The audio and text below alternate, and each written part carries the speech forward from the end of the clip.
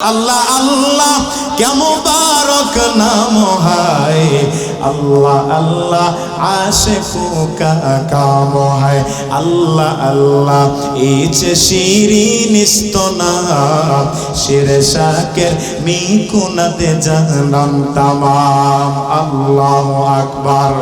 মুসা কালিমুল্লাহ আল্লাহ তাআলার সাথে কথা বলতো। এই মুসা কালিমুল্লাহর যখন হায়াত শেষ হয়ে গেছে, আজরাইল আলাইহিস সালাম কয়, ও মুসা আমি আইছি। কই তুই কেডা? আমি হইলাম আজরাইল। ও কে লেগে আইছস? আমি আপনার নিতাম আইছি। কুরআন বলে মুসা কালিমুল্লাহ আজরাইল এমন একটা থাবর মারছে, চোখ একটা ভুলে নিচে পড়ে গেছে। এই চোখ ভুলে আল্লাহ তাআলার কাছে গিয়ে, আল্লাহ দুনিয়ার কারো কাছে গিয়ে আমি আজরাইল মৃত্যুর জন্য অনুমতি চাই নাই, কেমন এক মানুষের কাছে পাঠাইলাম, আমি তার কাছে গিয়ে অনুমতি চাইছি, আমার থাবর দিয়ে বের করে দিয়েছে। আল্লাহ কয়, এই জিব্রাইল, এই আজরাইল, তুমি পয়গম্বরের সামনে গিয়া নিশ্চিত কোনি বেয়াদবি করছো। মুসা মানুষটা তো খারাপ না, তোমারে খবর দেওয়ার তো একটা কারণ আছে। সত্যি কইরা কও রে আজরাইল, মুসার সামনে গিয়া মুসারে সালাম দিছিলানি? আল্লাহ সালাম দিতে তো মনে নাই। আমার আল্লাহ কয়, শুকরিয়া আদায় কর, জান্ডা লইয়া যে ফিরত আইছস। জান্ডা লইয়া যে ফিরত আইছস, শুকরিয়া আদায় কর বেটা। আজরাইল আলাইহিস সালামকে আবার আগের মতো চোখটারে চোখের মধ্যে লাগায় বালা করে দিয়া আল্লাহ কয়, এ আজরাইল, মুসার কাছে যাও, গিয়া দুইটা শর্ত বলো।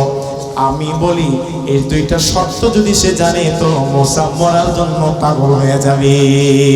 সুবহানাল্লাহ। তার মানে বোঝা গেল মানুষ মরার লাগেও পাগল হয়। আবার দুইটা শর্ত নিয়ে ডরায় ডরায় সামনে একা রইছে। আগে দিছে থাপর, আমার লাত্তি দেয়নি। আজরাইল সামনে এসে কয়, ও মুসা, সুখবর আছে। সুখবরটা কি? আমার আল্লাহ আপনার কাছে পাঠিয়েছে দুইটা শর্ত দিয়া। আপনি তো মরতে চান না, বাঁচতে চান? এক নাম্বার শর্ত হইল, আমার আল্লাহ রাব্বুল আলামিন বলেছেন, আপনার এই হাতের দ্বারা কোনো পশম গলা পশুর গায়ে আপনি হাত বোলাইয়া দিবেন।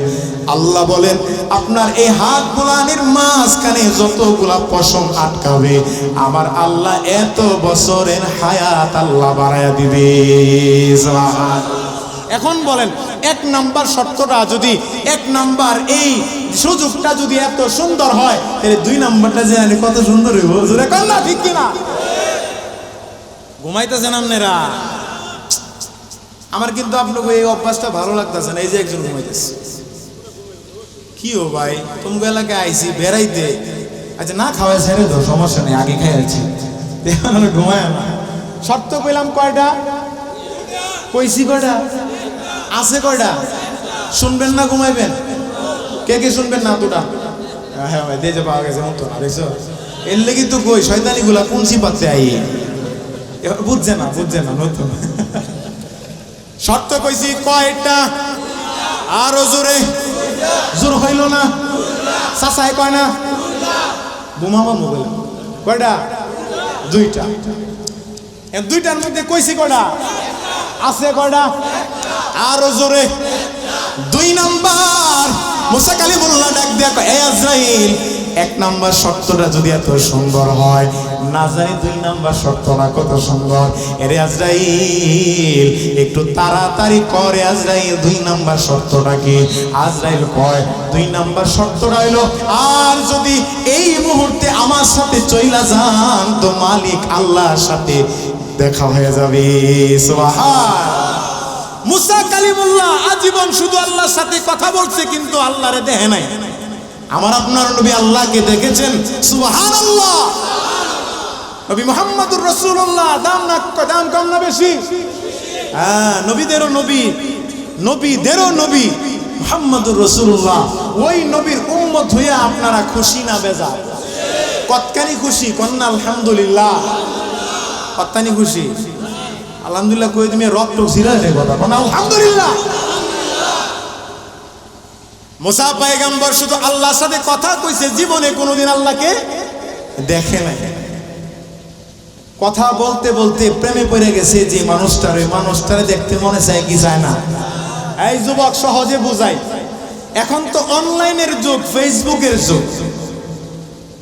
অনলাইনে ফেসবুকে মনে করো ফেক আইডি দিয়ে একজনের লগে একজন টিচার গন্টির দুইজনে নিব্বা নিব্বি যুবক আর যুবতী পরিচয় হয়েছে ফেসবুকের মাধ্যমে। অনেকদিন যাবৎ কথা কয়, মেসেঞ্জারের মধ্যে কথা কয়, কিন্তু কেউ কাউরে দেখে নাই। 4 মাস 5 মাস 6 মাস হয়ে গেছে, এখন শুধু কয় ও জান, ও কলিজা, ও সুখ পাখি, ও ময়না পাখি, এতদিন পর্যন্ত তোমার সাথে কথা বললাম, এখন তোমার আমার একটু দেখতে মনে চাই। জোরে কোন ঠিক কিনা? দেখতে মনে চায়। কথা কইতে কইতে তোমার সাথে আমার একটা মহব্বত ভালোবাসা এমন ভাবে তৈরি হয়ে গেছে, তোমারে ছাড়া আমার আর ভালো লাগে না, তোমারে দেখতে মনে চায়। এই যে মোবাইল, এই মোবাইলটা যুব সমাজকে নষ্ট করেছে। জোরে কোন ঠিক কিনা?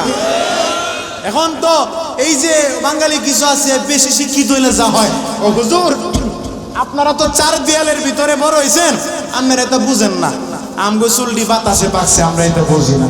কি বুঝায়?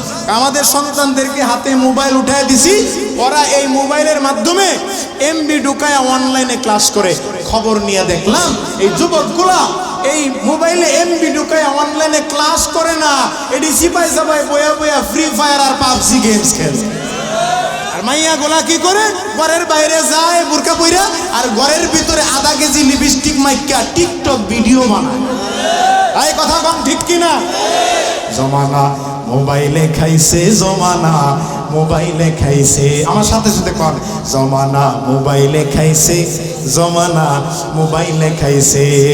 অল্প বয়সের পোলা মাইয়া প্রেমে জড়াইছে, জমানা মোবাইলে খাইছে, জমানা মোবাইলে খাইছে।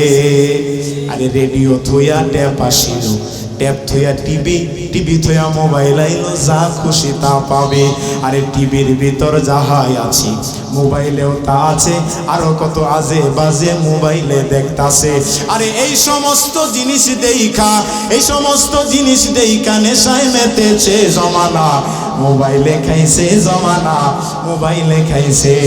আরে অল্প বয়সের পোলা মাইয়া প্রেমে জড়াইছে, জমানা মোবাইলে খাইছে, জমানা মোবাইলে খাইছে। জোরে কোন ঠিক কিনা? মোবাইল আসার পরে মানুষ মিথ্যা কথা বেশি কয়, যেটি ঠিক কয় না, আর মিথ্যা কথা কয়।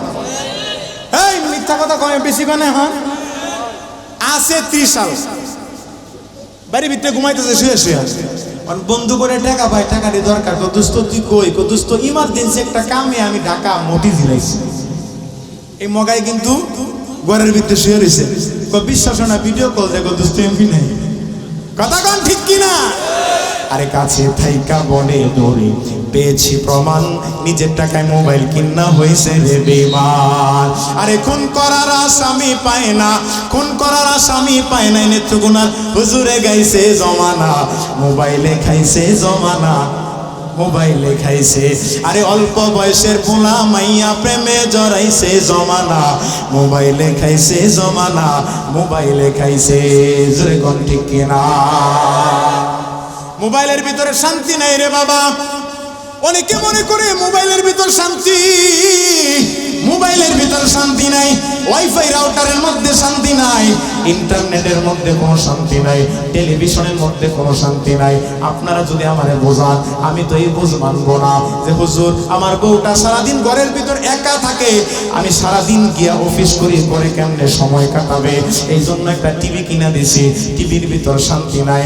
আল্লাহর কসম করে বলি, তোমার এই বিবি টেলিভিশন দেইকা দেইকা শাশুড়ির সাথে কেমনে ঝগড়া লাগতে হয়, ভারতীয় চ্যানেল স্টার জলসার জি সিনেমা দেইকা ননদিনীর সাথে কেমনে ঝগড়া করতে হয়, স্বামী রাইকা পরপুরুষের সাথে কেমনে পরকিয়া করতে হয়, এইগুলা শিখে। জোরে কোন ঠিক কিনা? এগুলা শিখে। এখন যুবক আর যুবতী মোবাইলের মাধ্যমে ফেক একটা আইডি দিয়া একজনের লগে আরেকজনের পরিচয় হয়েছে। 3 মাস 4 মাস 5 মাস 6 মাস কথা বইলা এখন দুইজনরে সারা বাসে না। ও জানো কলিজা, তোমার আমি বড্ড ভালোবাসা ফেলছি, তুমি দেখতে যেমনই হও না কেন, তোমার এসানে আমি বাঁচতাম না, আহো তোমার লগে একটু দেখা কই। মাইয়া কই, ও জান আমারে তুমি ভালোবাসো ঠিক, আমি দেখতে তো তেমন সুন্দর না, তুমি দেখতে যেমনই হও আমি তোমার এই বিয়ে করবো। জোরে কোন ঠিক কিনা? দেখার জন্য পাগল হয়ে গেছে। মুসা কালিমুল্লাহ ডাক দিয়া কয়, জিব্রাইল, এ আজরাইল, এতদিন পর্যন্ত আমি আমার মালিকের সাথে শুধু কথাই বলেছি, আমার আল্লাহর সাথে কখনো দেখা হয় নাই। আমি আল্লাহর সাথে কথা বলতে বলতে আল্লাহর প্রেমে পাগল হয়ে গেছি রে আজরাইল। রে আজরাইল, আমার মালিককে আমার বড্ড দেখতে মনে চায়।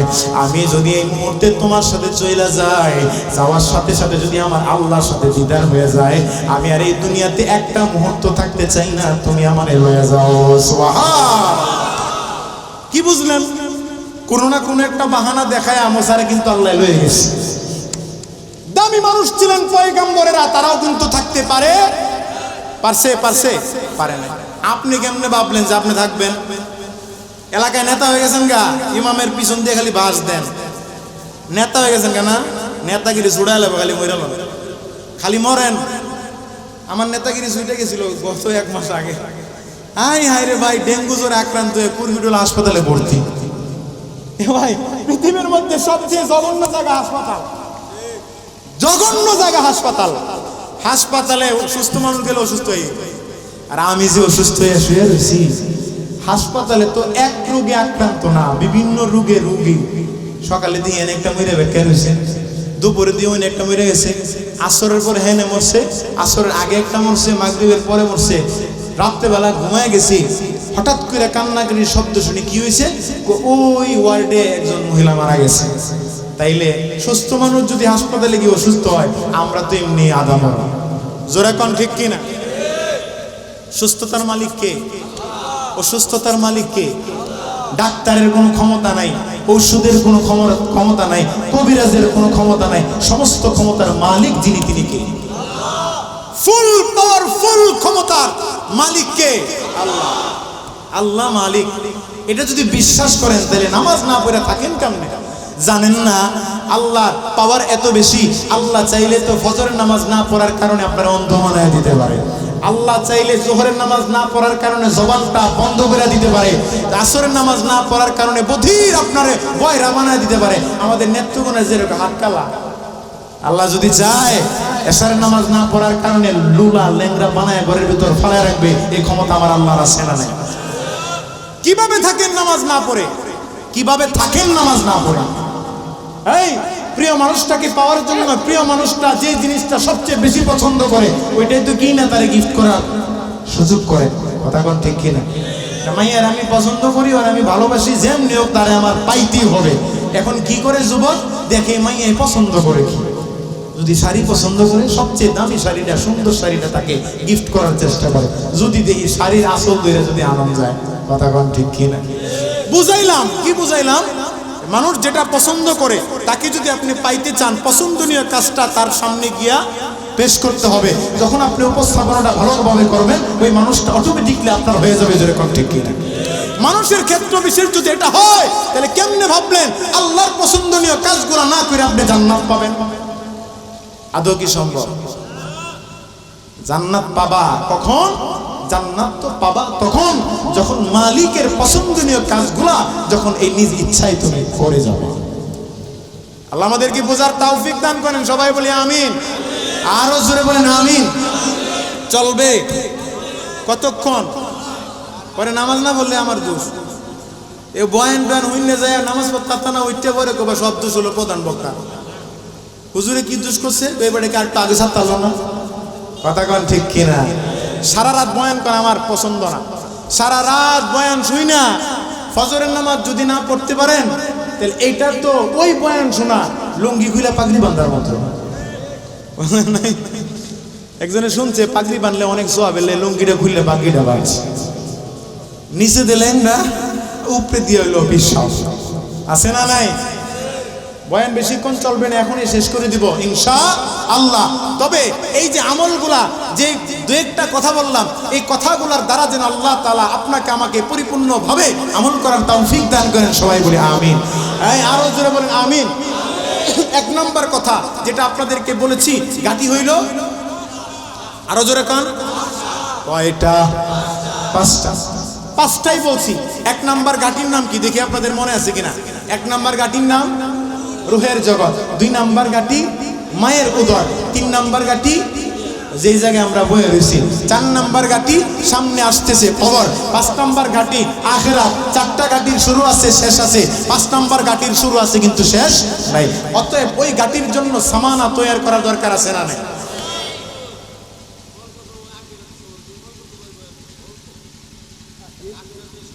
এতক্ষণ কিতা করছি, এটাকে আখিরাতের কথা কইছি না? কি যে বুঝে না এটাও বুঝে না। যেটা মানুষটারা মাইরা কবর ভিতরে হাম দেয় দিয়ে জান্নাত জাহান্নামে পাঠায় দিছে, অনকে আখিরাতে। আপনি ঘুমাইছিলেন, আপনি গুড নাইট। সাজাটা কি তো হইব?